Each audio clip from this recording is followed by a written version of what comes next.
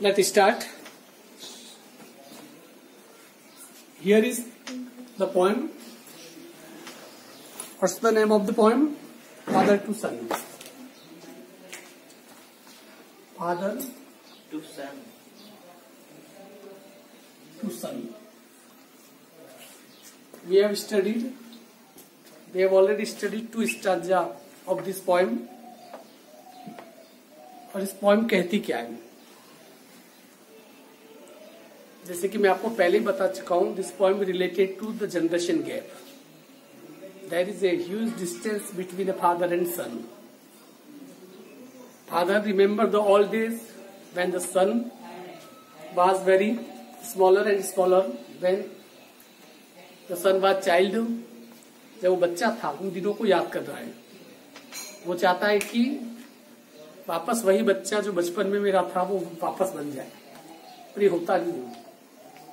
क्योंकि पिता के लिए वक्त रुका नहीं तो बेटे के लिए भी रुकेगा नहीं.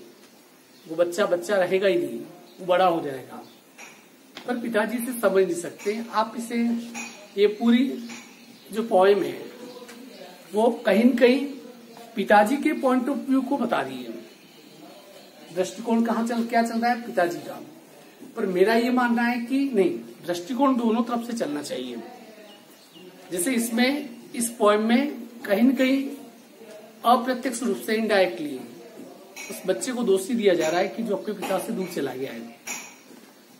बट मुझे लगता है कि ताली 2 हाथों से बजती है. कभी भी जो मिस्टेक होती है 1 हैंडेड नहीं होती है, दोनों तरफ से होती है. हाँ, ये हो सकता है कि किसी की ज्यादा किसी की कम. यहाँ जो बाकी के 2 स्टांजा है, इसकी लैंग्वेज बड़ी अट्रैक्टिव लैंग्वेज है. क्या कह रहा है देखो, पहले वो पढ़ लेते हैं. Silence surrounds us. Silence.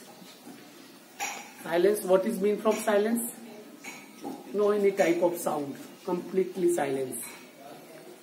Silence has 2 type. जो खामोशी होती है ना, उसके भी 2 प्रकार होते हैं. इसे समझ लीजिए. One silence given by nature, given by time, and another silence we produce. एक खामोशी वो होती है जो कुदरत के द्वारा दी होती है. दूसरी खामोशी होती है हमारे द्वारा पैदा की गई होती है. यहाँ पर जो साइलेंस की बात कर रहा है, यहाँ चुप रहने की बात नहीं कर रहा है. कई बार क्या होता है कि 2 बोलते लोगों के बीच में भी एक गहरा सन्नाटा होता है. इस चीज को समझना. 2 बोलते लोगों के बीच में भी एक गहरा सन्नाटा होता है. वही 2 लोग जो कभी बोलते भी नहीं है वो अक्सर खामोशी में बातें कर लेते हैं.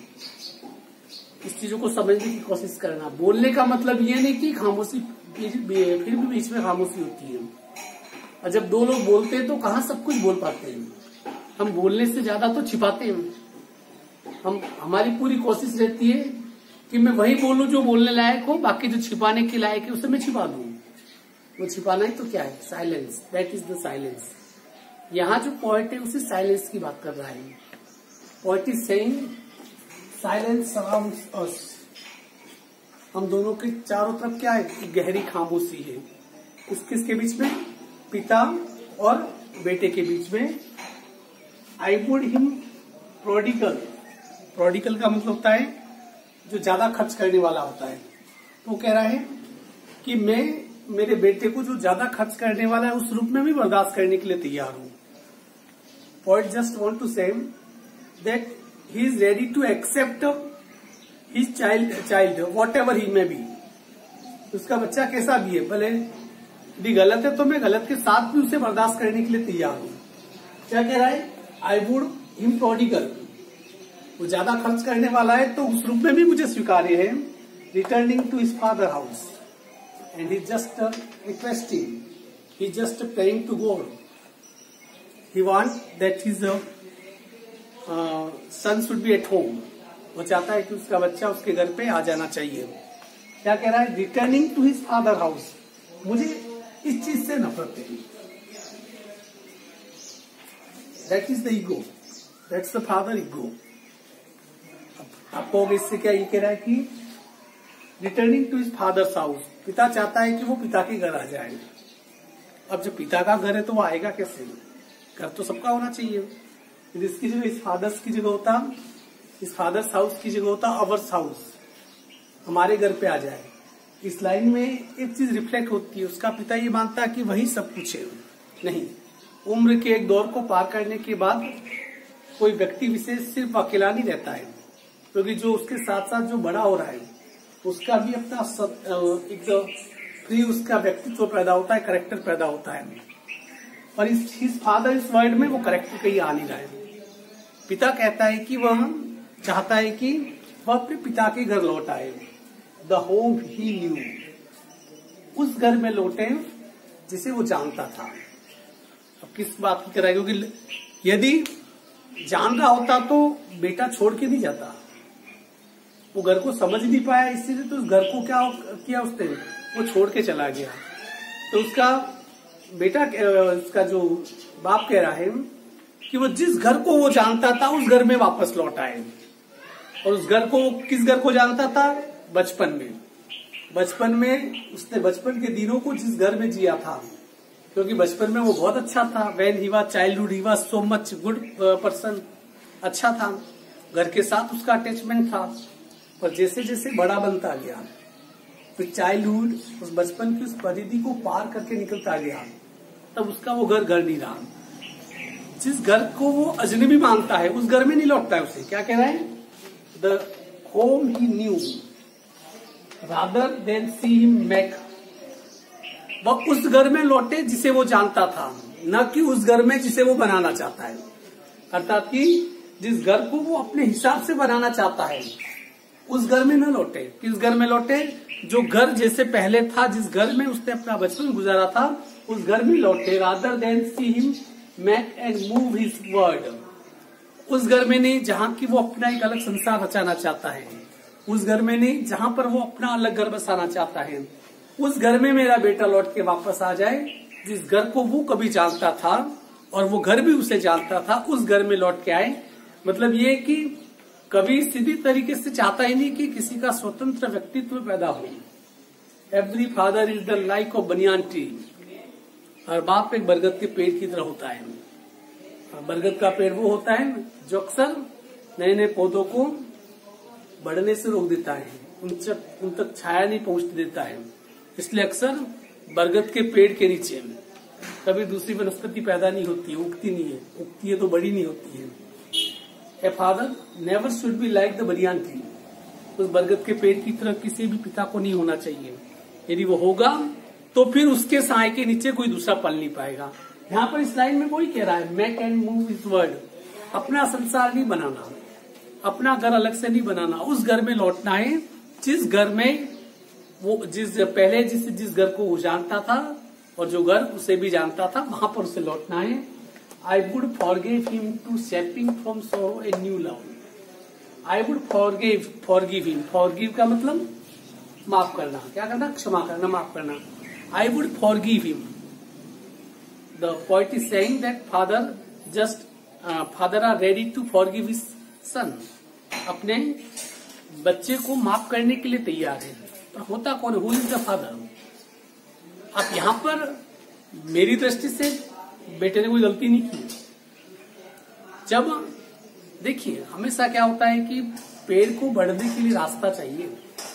आपने देखा होगा कि छोटी मोटी दीवारों के अंदर से भी पेड़ अक्सर निकल जाते हैं, दरारें फाड़ कर बाहर निकलने के लिए रास्ता नहीं मिलता है ना।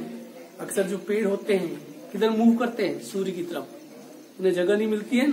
सूर्य का प्रकाश उन्हें चाहिए तो आड़े टेढ़े होके भी वो खुली हवा में आ ही जाएंगे, क्योंकि वो अपना स्वतंत्र व्यक्तित्व चाहते हैं। They want to develop their own character. यहाँ पर कभी उसके खिलाफ है। आई वुड फॉरगिव हिम, मैं उसे माफ कर दूंगा। और क्या करूंगा? To shaping from sorrow a new world, और दुख के साथ सोरो, परंतु प्यार के साथ एक नए संसार का मैं निर्माण करूंगा। मतलब ये कि here is father ready to shape the new world according to their sons, जिसे कहते हैं कि वो वापस लाइन पे आ रहा है। If you want to understand anyone, यदि किसी को समझना चाहते हो तो सबसे पहली बात अगले के करेक्ट व्यक्तित्व को स्वीकारो। यदि आपको लगता है कि मैं ही मैं, तो फिर कोई दूसरा आपके लिए हो ही नहीं सकता है। क्यों? इसलिए नहीं हो सकता है क्योंकि उस करेक्टर को आप स्वीकार ही नहीं कर पा रहे हो। यहाँ पर कवि वही कह रहा है कि मैं एक प्यार के साथ, दुख भरे प्यार के साथ, फिर मैं उसके सपनों का संसार उसे देने के लिए, उसे शेप, उसे आकार देने के लिए मैं तैयार हूं। बस बेटा लौटकर क्या करे, वापस आ जाए। Father and son, we both must live on the same globe. क्या कह रहा है? This is the truth of the time. कवि कह रहा है कि हम दोनों को ही इसी ग्लोब पे रहना है, इसी धरती पे रहना है, क्योंकि हम लड़ झगड़ के जा नहीं सकते। कहां तक जाओगे? ये धरती से बाहर तो नहीं जाओगे ना। कोई मंगल ग्रह पे सरवाइव नहीं कर सकते, उधर चांद पे पहुंचोगे। ये पिता से मेरा झगड़ा हो गया, मैं तो धरती छोड़ रहा हूँ, मैं तो चांद पे जाऊंगा, नहीं जा सकते। कोई दूसरा ग्रह बना ही नहीं है जहां पर हम जी सके। यहाँ पर कवि कह रहा है father and son, we both must live on the same globe. हम सभी को क्या करना है? हम पिता को, बेटे को, हमको इसी धरती पे हमें रहना है। एंड द सेम लैंड, इसी धरती पे, इसी जमीन पे, इसी पृथ्वी पर हमको रहना है। He speaks, I can not understand my self. अक्सर उसका बेटा कहता है पिता के बारे में, आई can not understand my self, कि मैं अपने आप को ही नहीं जानता हूं। उसका बेटा क्या कहता है पिता के बारे में कि पिता, सही बात तो ये कि फादर डोंट नो हिमसेल्फ, पिता उनको ही, खुद को ही नहीं जानता है। यदि पिता यदि खुद को नहीं जानते हैं तो how it's possible that he may know the another person, the another must be son. यदि खुद को नहीं जानते तो ये कैसे मुमकिन है कि उनके पिता उसके बेटे को जान जाएंगे। I can not understand myself, by longer grows from grief, by longer grows from grief. जो दुख है ना, समय के साथ बढ़ता क्यों है? जो दुख होता है वो क्या करेगा? ग्रीफ का मतलब हर दुख ही होगा।